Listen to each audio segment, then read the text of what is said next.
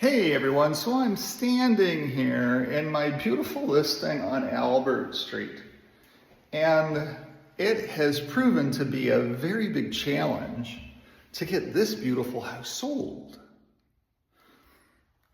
Right now in the city of Windsor, there's certain areas of the city that are very hot, certain price points that are very hot, and certain price points that are just hard because the tariff situation is hitting lower end buyers hard, and mid-tier buyers are very effective because our retirees moving in are mid-tier buyers. So the mid-tier market, those houses between 400 and 800 basically have good activity on them. Houses below 400 don't have very much activity. Certain areas of the city don't have very much activity. And it's just a different market. Markets ebb and flow. And that's what's making this house a little bit of a challenge. It's a beautiful $309,000 house.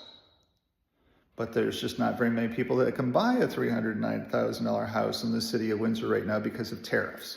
So the Chrysler plant just announced, we're going to be on, we're going to be off, we're going to be on, we're going to be off, we're going to be on, we're going to be off, we're going to be laying off, we're going to be putting on, That confusion for our suppliers are the people that buy this house. They're not buying because they got too much confusion in their life. I don't know if I'm going to have my job tomorrow. And that creates fear, even though they have their job. It just creates fear because they're all living paycheck to paycheck. Very few people have anything saved any longer in our society.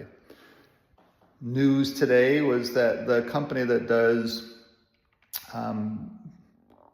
buy now, pay later lost $99 million in the quarter.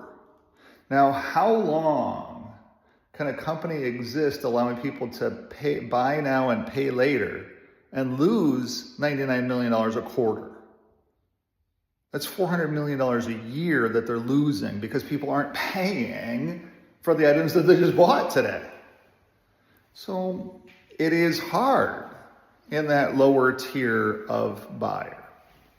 Now, one more thing to share with you. The purchaser that I just spent time with was sad. It was a sad situation. The reason it was a sad situation is because their realtor has shown them, I asked them what was wrong with this house. They said, oh, it's a very, very pretty house, Brian, but the bedroom's too small. We can't fit our furniture in this little teeny tiny bedroom. To them, it was a little teeny tiny bedroom because they're from a different part of the globe where they have massive furniture because that is a status symbol. So they have all of this massive furniture, which very few people have anymore, by the way, other than immigrants from different areas of the globe. Most of us have small little pieces of furniture because we understand that, hey, smaller furniture is a lot easier to move around. We only have, we have 2 pieces of big furniture. That's all that we have. Everything else is, 3 pieces of big furniture. In my office, I have a very big desk. Not as big as the President of the United States' desk, but it's a very big desk. And it's a little crowded right now. It's one of those things I'm working on. But so for this couple, they reached out to me yesterday and said, hey, we want to come see your house. Well, yeah, it's my listing. I'm going to drive across town and I'm going to show it to you. But help me to understand why your realtor hasn't scheduled. Normally, when I ask that question, before the next time when I'm showing that house, normally that realtor's reached out to me and said, yeah, I'm supposed to schedule these appointments, Brian, and we're going to go in tomorrow. How about we go in at 11 o'clock? Didn't happen. So then I asked while they were here, I said, help me to understand your realtor. Why aren't they doing their job for you? Why have you seen 100 houses? Why have you seen 100 freaking houses? They have anywhere between $200,000 and $500,000 to spend. They're willing to spend $500,000. So my point is, why is that realtor not working for you? Why haven't you fired that realtor? Because they suck, to be honest with you. And I shouldn't use the word. I'm not supposed to talk bad about my fellow realtors, but I don't know who it is. So I could say, hey, this is wrong. But this is why I also am not a buy-side realtor. It's very frustrating. They're getting mistreated, in my view, by their realtor, who doesn't even go show them houses any longer. And that is fundamentally wrong, in my view. If I was their broker of record, that realtor wouldn't be working for me, period. Look, sorry about your luck, but if you're not going to go to work every single day, you're out. Don't want you around here. You're setting a bad example. You're treating my client, if I was the broker of record, you're treating my client badly. You're out. I asked him, who's your realtor? Over and over and over again today. And every time,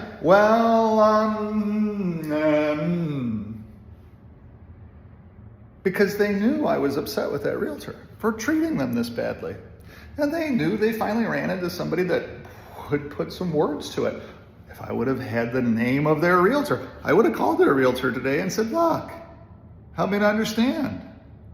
Why aren't you helping this client? Why have they needed to see 100 houses? Why aren't you finding them a house with a good bedroom size? That's their number one requirement. We'll buy any house, Brian, as long as we put our furniture in the damn thing. Well, this house is small.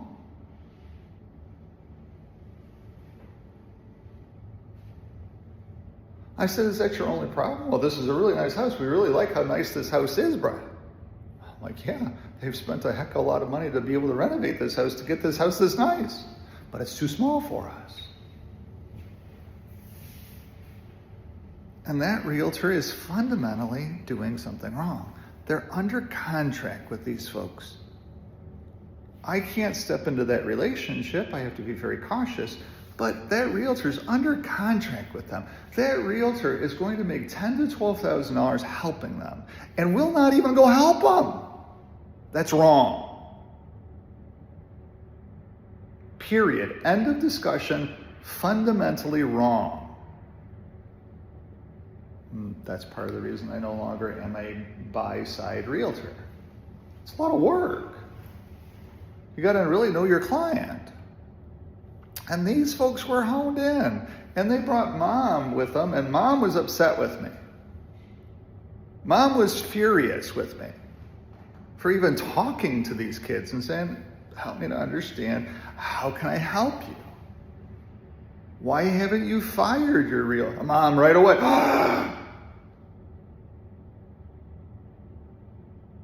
Why haven't you found a realtor that cares? It's sad. It just is. It doesn't have to be that complicated. Just get out of bed in the morning and drive around to the new listings to find them a house that's a new listing for less than $500,000. And ta-da, that they can put their furniture in. And ta-da, you're done. How difficult is that? It's not difficult at all. They probably have a Tesla like every other freaking realtor in the city of Windsor has, and it doesn't cost them anything to go see 6 houses tomorrow to find one of them that has a big enough bedroom for their client. How difficult is that? It's not difficult at all. It's not rocket science at all. But that's part of what the problem is with Windsor real estate, is the people that don't want to work,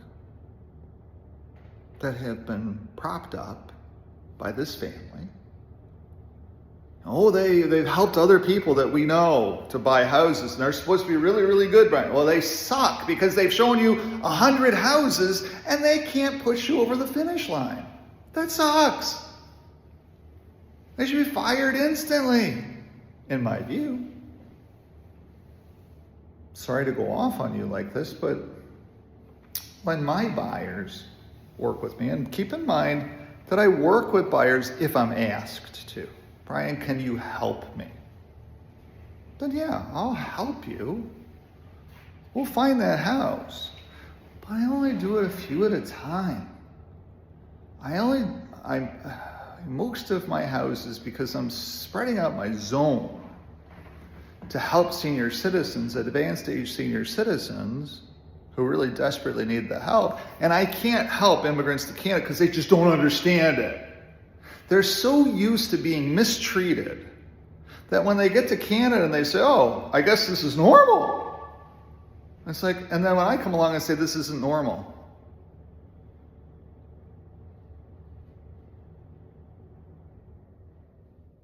oh, this isn't normal. So I help advanced age senior citizens, and I'm getting ready to blow out my advanced age senior citizens business outside of Windsor. I'm taking my show on the road because it also works well on the road. If anything, it might actually work even better on the road. I don't know that until I go do it. So as you guys know, I'm expanding to London. I'm going to be on the 401 a little bit more. But I'm going to be a listing realtor. I'm going to be processing estates, getting the houses ready to be looking like this so that they can sell to the next family. And I'm also expanding that business. I'm looking at Cambridge. I'm looking at Guelph. I'm looking at up to Hamilton. I don't know that I want to go as far as Hamilton. But there's some great communities. And for me, my pull, my zone, is retirement villages. Those folks that are thinking about moving into a retirement village. That's my call. That's my pull. And cemeteries and crematoriums, if you will. That's my pull. That's what my business is built around. So it's just a little frustrating when I meet these types of young families who are just lost. And I might have even shown them a house before. I think I've met them before in their journey to try to find a house. It's unfathomable to me. I'll get off my high horse, but I wanted to shoot this video because if you have a realtor that's not tuned into you, that has no interest in finding you your house, then fire them. And find a realtor that cares, or call me and ask me, hey, Brian, do you have some realtors that you know of that might care enough to show me, to work with me, to help me? And I'm going to say absolutely yes. Because I know some younger realtors that are trying desperately to become a realtor who care. Who aren't going to be over at the country club today saying, oh, those stupid fools, I'm not going to go show them any more houses. Ho, ho, ho. Because that's what they're doing today. They're talking about their client and how they're not going to go help them. And that's just fundamentally wrong. Period. End of discussion. It's fundamentally wrong. It's discriminatory in so many different ways. And it just irks me to no end. Irks me to no end. Exceptionally frustrating. So yeah, if you have a realtor that's not really helping you, that you signed with, I can help you to understand how to cancel that contract, because we can have that conversation. I can do the video even. Maybe that's what I do. I think I'll do a video for that. How do you cancel a contract with a buy-side realtor? It's very simple. The broker of record has to approve it, by the way, and the broker of record can say no. That's why it's very important. The things you sign are very important. Who are the people I'm signing with? And that might be part of the problem here. I don't know, because they're not going to tell me. But even that, there's ways for that to come to an end as well too, even if the broker of record won't sign it. There's ways to be able to get that to happen. So, and there's certain brokerages that are that way, especially out towards Leamington, where I'm getting ready to go right now because I've got a meeting with a retirement village to go out and talk about their seniors moving into their retirement village and doing some new things. So it's frustrating. Thanks for watching. Thanks for tuning in. If I can help you in real estate in some way, I do get impassioned about service. I just do.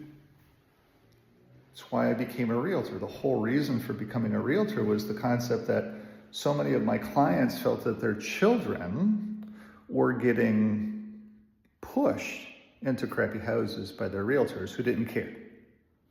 So I said, oh, I could do that better. I could do that different.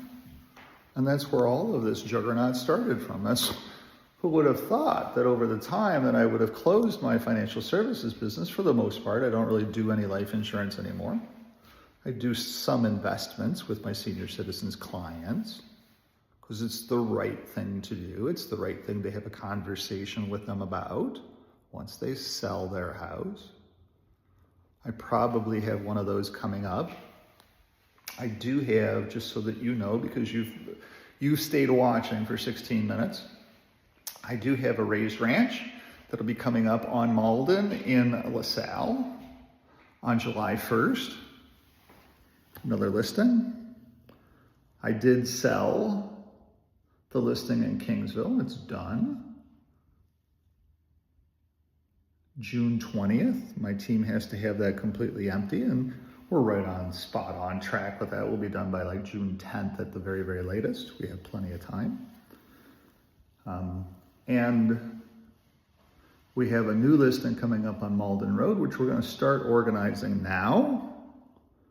We're actually going over tomorrow to move some furniture for the family. Mom and Dad are in retirement village and they asked for a different couch out of the house.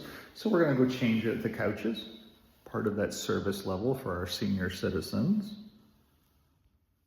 Wish these young folks had somebody that would actually help them too. They just won't make their changes that they need to make because it's not pleasant. So anyway, thanks for watching. If you're looking for a raised ranch in LaSalle, I've got a box stock one coming up. Family lived there forever. Raised their kids there, did everything that you and I would otherwise want to do in a house. And because it's not as updated, not as currently updated as any other raised ranch, it'll be at the basic price for LaSalle, which is about $585,000 to $600,000. It's about what the house is worth.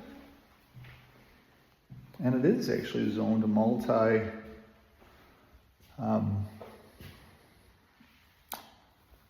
it's commercial, multi-commercial. I forget what the terminology is on this particular video. But I'll get going. I got to go out and cut the grass here. Again, I'm the listing realtor. It's my project. I'm going out to cut the grass. And then I'm going to Leamington to talk to that retirement village. So, got to go.